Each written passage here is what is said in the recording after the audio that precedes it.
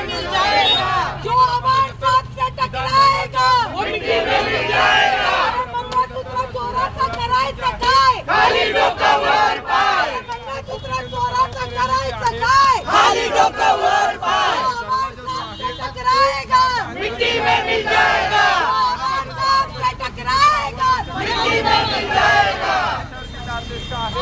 मंगळसूत्र खाली डोकं वर पाय। मंगळसूत्र चोराचा करायचं काय? खाली डोकं वर पाय।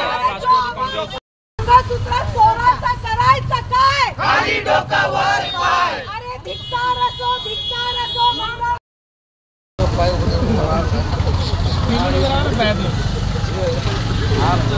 हा नाही आहे ना, पण तू माणूस नाही ना मागे माग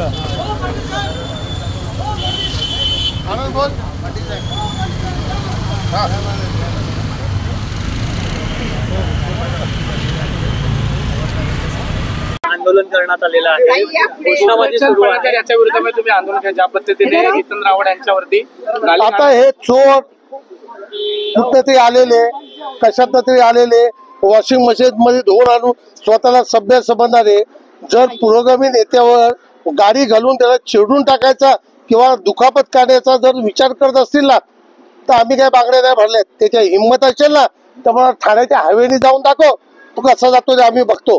ही ताकद आमची आहे। गीतेंद्रावरची ताकद काय तिथलं आम्ही दाखवतो।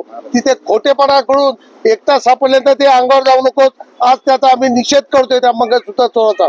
त्याचबरोबर शिवीगाळ देखील झालेली आहे यामध्ये। आपण ते शिव्याशिवाय दुसरं काही करूच शकत नाही। त्यांचे धंदेच ते चोऱ्या माऱ्या आणि शिवाय देणं, शिक्षणाचा अभाव असतो। पडळकरला तेच आव्हान आहे, शिक्षणाचा अभाव असतो। आव्हाड साहेबांच्या याच्यामध्ये शिक्षणाचा अभाव आहे, त्यांची लायकी ती आहे। त्यांना फक्त एकच आव्हान आहे माझं, तुझ्यात हिंमत आहे ना तर ठाण्यात आणून दाखवा। हे आमचं खुलं आव्हान आहे, आमचं खुलं आव्हान आहे त्याला। तू आज साहेबांना आमच्या एकटे असताना शिव्या दिल्यास, तुझ्यात हिंमत असेल तर ठाण्यात ये। तुझ्या कसे आम्ही नाकेबंदी तुझी करतो ते आम्ही दाखवतो। अशा मंगळसूत्र चोरांना आम्ही घाबरत नाही, कारण ह्यांचे धंदेच आहेत आणि म्हणून बेड्या घातलेले याचे फोटो आले।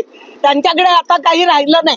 साहेबांसारखा नेता दुसरा नाही आणि म्हणून साहेबांच्या मागे अशा प्रकारे धुवायचं पडायचं, कधी हल्ले करायचे त्यांच्या गाडीवरती, कधी त्यांना दरवाजे उघडून त्यांना दरवाजे ठोकायला लावायचे, शिवीगाळी करायची। हेच धंदे आता त्यांचे राहिलेले आहेत। म्हणून त्या मंगळसूत्र चोराला आम्ही सांगतो, तुझ्यातली हिंमत आम्हाला दाखव, तू उद्या ये, आमचं चॅलेंज आहे। आम्ही चांगले धंदे बंद झालेले।